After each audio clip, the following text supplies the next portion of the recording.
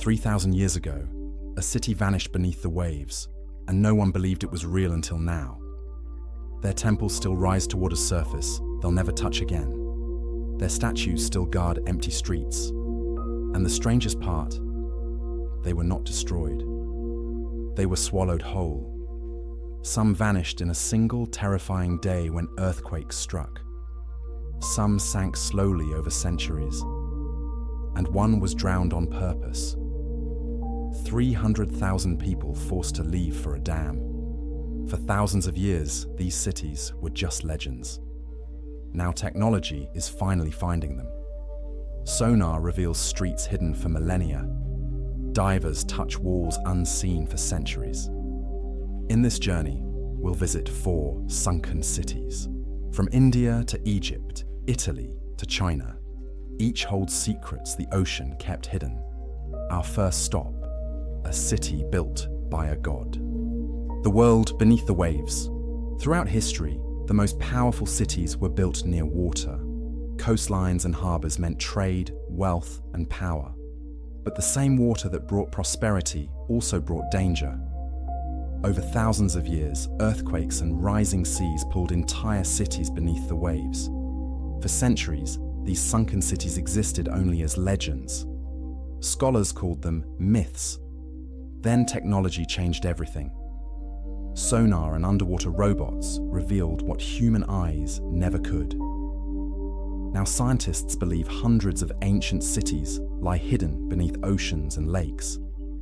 To descend into a sunken city is to travel through time, and our first descent takes us to a city founded by a god and destroyed in a single day. The city of a god.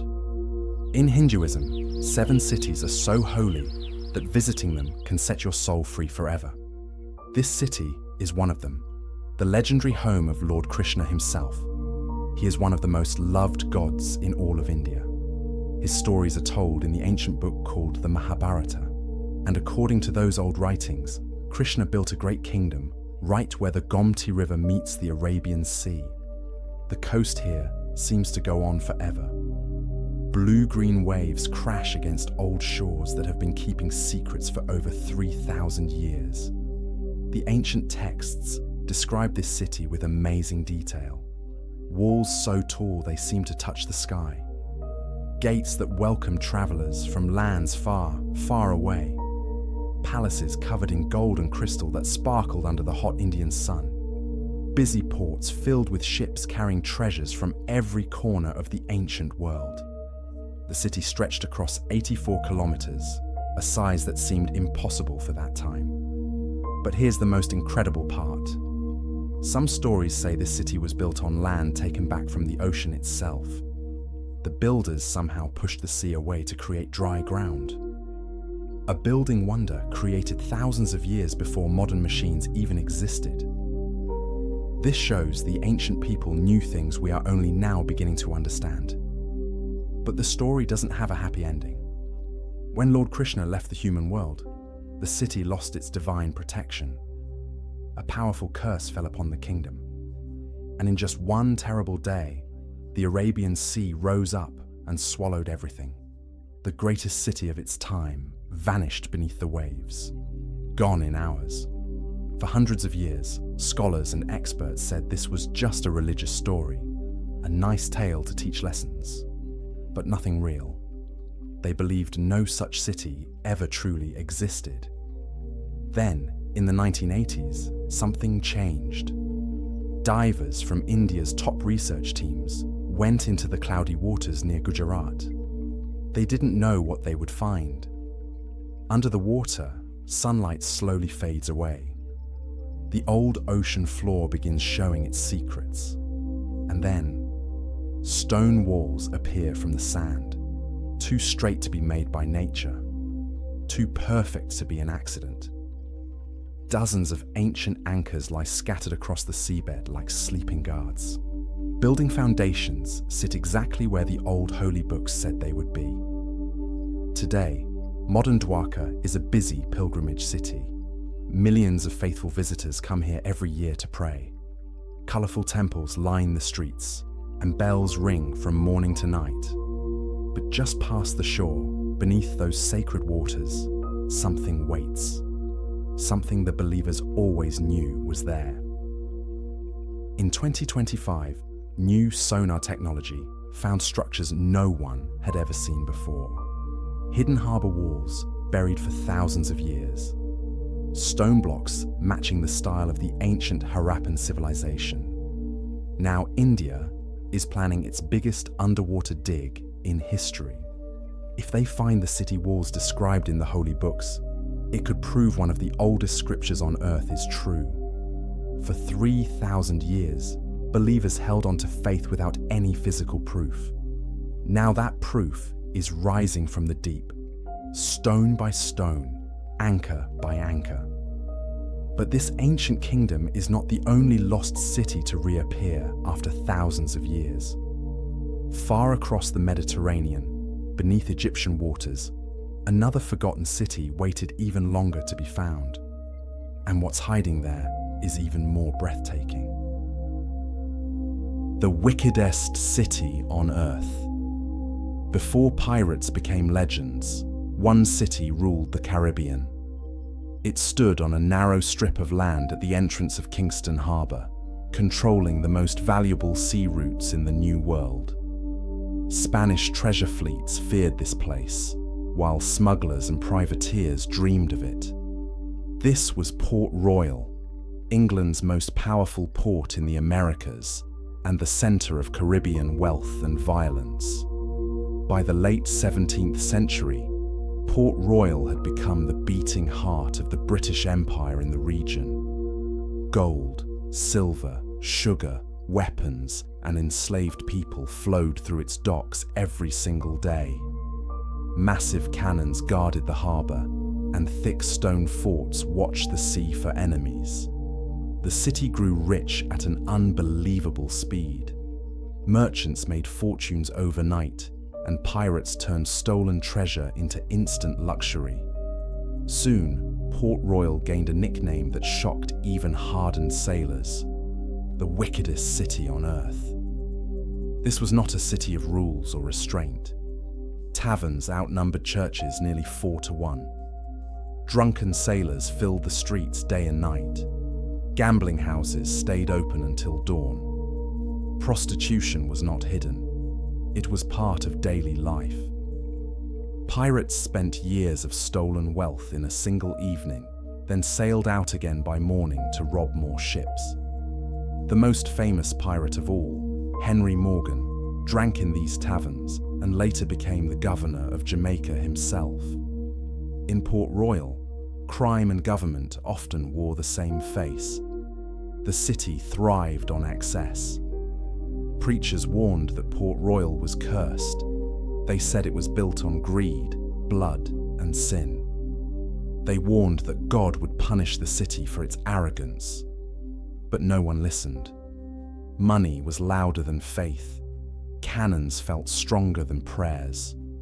Port Royal believed it was untouchable, protected by its wealth and its power over the sea.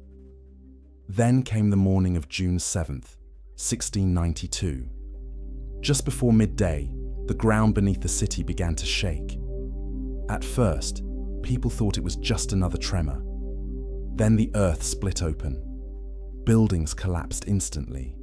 Streets cracked apart. The sand beneath the city turned to liquid, a deadly process known as liquefaction. Entire sections of Port Royal simply slid into the sea. In less than 4 minutes, 2/3 of the city vanished. Houses sank straight down into the harbour. Churches tilted and disappeared. People were swallowed by the ground without warning. Some survivors watched the ocean rise up and pull streets beneath the waves as if the city were melting.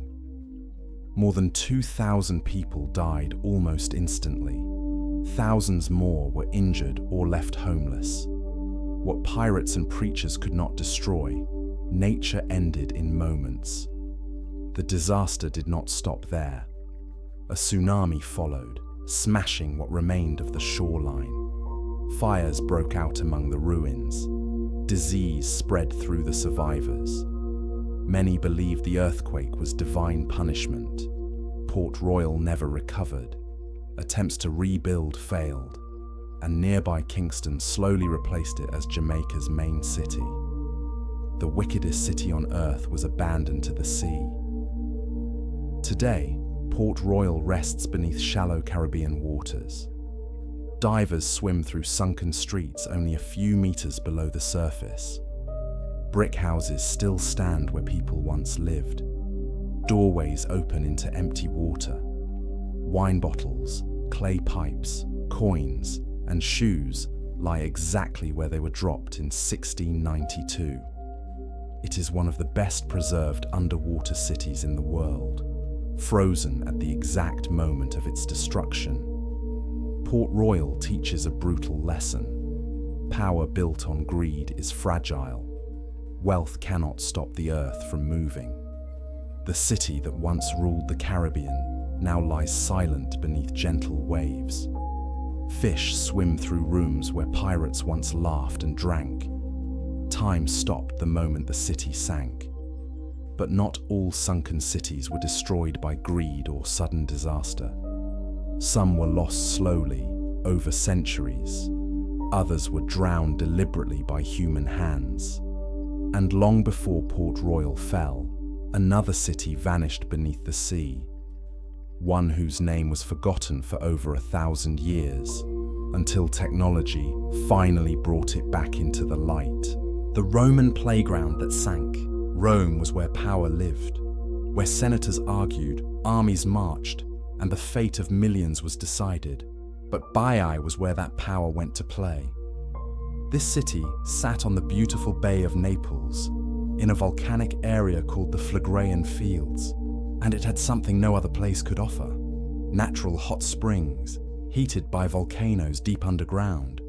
The Romans believed these waters could heal the body and calm the mind.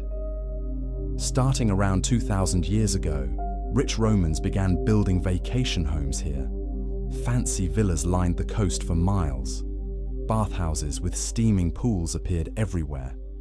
A small fishing village turned into the most exclusive resort in the ancient world. If you had power in Rome, you came to Baiae to escape. But escape meant something different here. Baiae became famous for things Roman society usually forbade. The strict rules of Rome didn't apply in this place. Parties lasted for days.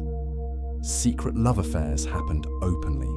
Politicians made shady deals in steam rooms. Everyone had secrets, so nobody told anyone's secrets. The philosopher Seneca warned people to stay away. He called Baiae a resort of vice, where luxury shows off its worst behavior. The poet Propertius complained that Baiae had too many temptations for his girlfriend to resist. In short, this was the Las Vegas of the ancient world, and the guest list was incredible. Julius Caesar owned property here. So did Augustus, Tiberius, Caligula, and Nero.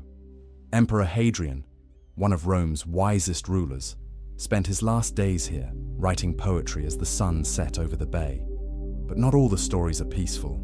Emperor Nero tried to kill his own mother here. First, he made her boat collapse in the bay. When she swam to shore and survived, he sent soldiers to finish the job. Even Romans were shocked. The famous Temple of Venus wasn't really a temple at all. It was a giant sauna with a huge domed ceiling. Volcanic vents heated the rooms where nobles sweated out their sins. The walls were covered with art too wild for Rome. So what happened to this playground of emperors? The same volcanoes that made Baiae special also destroyed it. A slow process called bradyseism was happening underground. This means the ground rises and falls over many years because of volcanic pressure.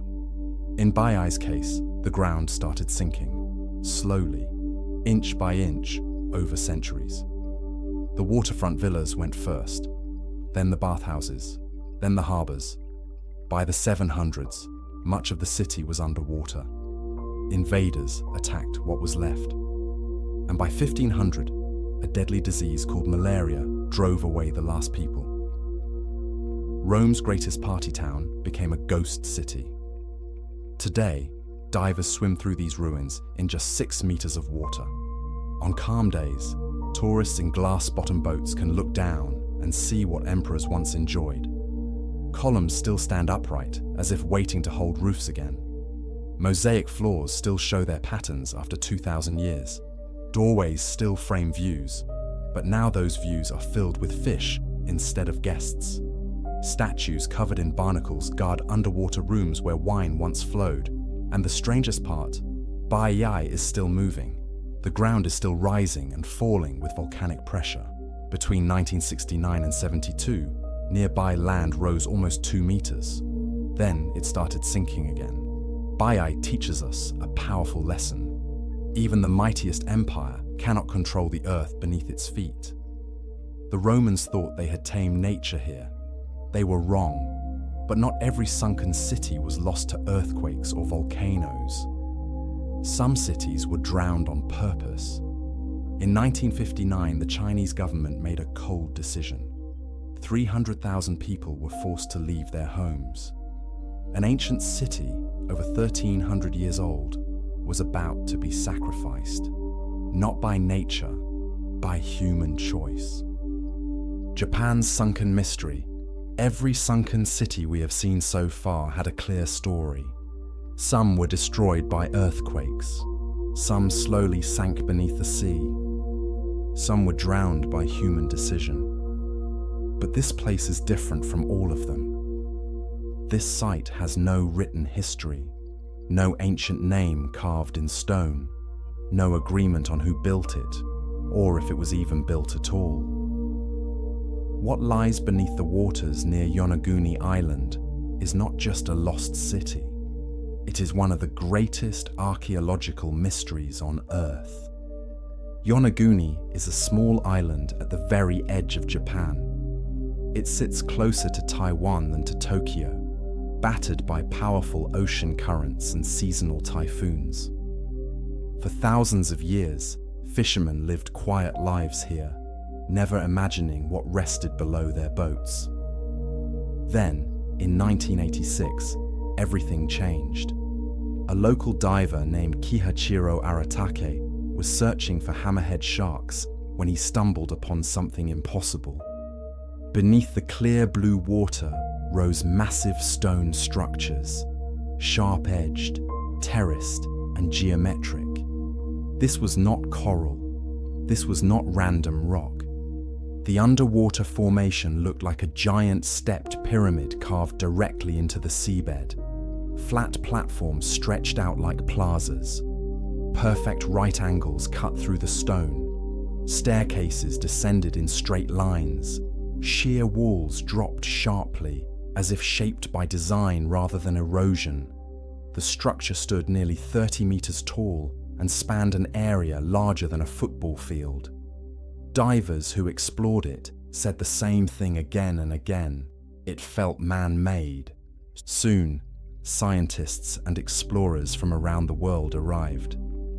Some believed Yonaguni was the remains of an ancient city, swallowed by rising seas at the end of the last ice age. Sea levels back then were far lower than today. What is now underwater would once have been dry land. Supporters of this idea pointed to carved steps, flat roads, and what looked like ceremonial platforms. They argued that no natural process creates such clean angles on such a massive scale. Others went even further. They suggested Yonaguni could be over 10,000 years old, older than the pyramids of Egypt, older than Stonehenge. If true, it would rewrite human history. It would mean advanced civilizations existed long before we believed possible. A forgotten culture may have flourished here, then vanished as the oceans rose and memory faded. But not everyone agrees. Many geologists argue Yonaguni is entirely natural. They say the formations are the result of sandstone breaking along natural fault lines. Earthquakes, they claim, split the rock into straight plains. Ocean currents then smooth the surfaces over thousands of years. According to this view, What looks like staircases and terraces is nothing more than geology playing tricks on the human mind. The debate has raged for decades, yet some features refuse to fit easily into either explanation. Divers have reported what appear to be stone carvings, shapes resembling animals, symbols etched into rock faces, a massive stone that looks like a carved head. Nearby, separate formations appear aligned, as if part of a larger complex. Even more puzzling, stone tools and ancient anchors have been found in surrounding waters, proof that humans were active in this region long ago. If Yonaguni was once above water, it would have been a powerful place. The island sits at a crossroads of ancient sea routes connecting Japan, Taiwan, and Southeast Asia. A settlement here could have controlled trade, fishing, and migration across the region. Some researchers believe Yonaguni was not a city, but a ceremonial center, a place of rituals, gatherings, and authority. Whatever the truth, one thing is certain. Yonaguni is not a ruin you walk through. It is a ruin you descend into. Divers approach it slowly, guided by sunlight cutting through deep blue water. The massive stone steps emerge from the dark, silent and unmoving. Fish glide through spaces that feel like doorways. Sea turtles drift past what look like ancient walls. There are no inscriptions to read, no names to remember, only stone and silence. Unlike other sunken cities, Yonaguni was not destroyed in a single day. If it was once human-made, it died quietly, claimed by rising seas thousands of years ago. No disaster, no warning, just water slowly taking back the land. And if it was never a city at all, then it stands as a reminder of how easily nature can mimic human design and fool even experts. Japan has chosen caution. The site is protected, but not officially recognized as an archaeological ruin. Diving is allowed, but tightly controlled due to strong currents and dangerous conditions. Every year, storms reshape the seabed slightly. Edges soften, corners break away. Time continues its work. Yonaguni teaches a different lesson than other sunken cities. It reminds us how little we truly know. History is not always written in books. Sometimes it lies hidden beneath the sea, waiting to be argued over rather than understood. Whether Yonaguni is a lost civilization or a masterpiece of natural geology, it forces us to confront uncomfortable questions about our past. We want history to be clear: dates, names, causes, endings. Yonaguni offers none of that.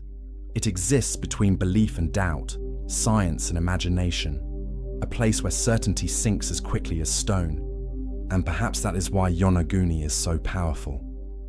Because unlike other drowned cities, its greatest secret is not how it was lost, but whether it ever truly existed at all. The technology that sees beneath the waves. For most of history, the ocean floor was as unreachable as the moon. Too deep to dive, too dark to see, too vast to search. Ancient people knew cities had sunk, but they had no way to find them. Then technology changed everything. Sonar sends sound waves to the seabed and creates pictures from the echoes. Magnetometers detect buried metal and ancient pottery hidden under sand. 3D mapping builds complete digital models from thousands of underwater photos. Without these tools, Heraclean would still be lost.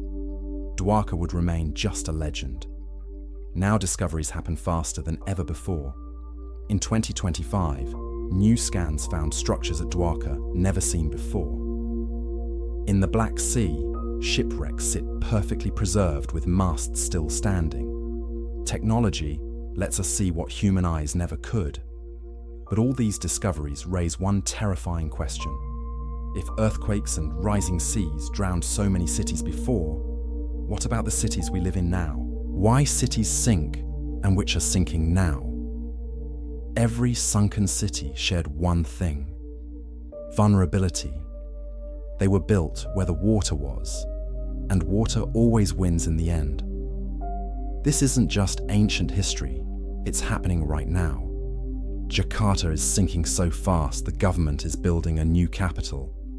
Venice floods more often each year. Bangkok drops lower because of water pumped from underground.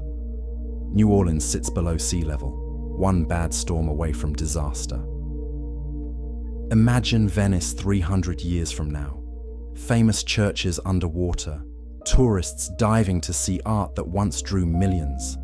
It sounds impossible, but Heracleion was once just as famous. The sunken cities are not just old stories, they are warnings. What happened before can happen again. Diving into history. Reading about sunken cities is one thing. Diving into them is something else entirely. Divers in Baiae swim down ancient Roman streets.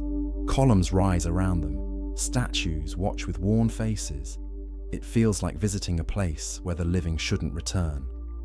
Underwater, sound fades to silence. Colors disappear into blue and gray. You float over streets that once heard footsteps. The city doesn't speak. It only waits. Baiae welcomes divers with guides. Xicheng needs special permits. Heracleion allows only professional archaeologists. Every diver becomes a guardian of history. One wrong move can damage what survived for centuries. These are sacred spaces. We are only guests in someone else's past, bringing the cities back to life. For most of history, only trained divers could visit sunken cities. That is changing fast. Digital technology is bringing underwater cities to the surface. Imagine putting on a VR headset and standing in Heracleion 2,500 years ago. The Temple of Amun rises before you. Ships crowd the harbor. Merchants shout in Greek and Egyptian. The city is alive again. This is being built right now. Museums in London and Paris show real artifacts with digital recreations. 3D models let you swim through Baiae from your computer. Chinese companies are building VR tours of Xicheng. When people see these cities alive, they understand what was truly lost. Reconstruction makes the past personal. The drowned cities are finally rising, not from the ocean, but from the digital world. But one big question remains. What do these lost cities teach us? What the drowned cities teach us? Every sunken city was once alive. People woke there. Children played there. Merchants sold their goods there. Then the water came. The people of Heracleion didn't know their ground was weak. The Romans of Baiae didn't understand the volcano beneath them. The residents of Xicheng had no choice in their city's fate. These were not people who failed. They were people who didn't know. The pattern is clear. Humans build where the water is. Water eventually claims what was built. The sunken cities are mirrors. They show what happens when we trust too much in our permanence. We are not immune to the same fate. The ocean doesn't care about empires or temples. It simply moves, rising, shifting, swallowing. Every sunken city was once full of life. Then the water rose, but the ocean didn't erase them. It preserved them. These cities are not just ruins, they are warnings, waiting for us to listen. From Krishna's kingdom to Roman pleasure palaces, from Egypt's greatest port to China's drowned city, we descended into worlds outside of time. These are not ruins, they are time capsules. The ocean keeps what it takes, but now technology is pulling back the curtain. Subscribe to explore more hidden wonders. Like this video to help others discover what lies beneath. Which sunken city fascinated you most? Tell us in the comments, because somewhere right now, a city is waiting.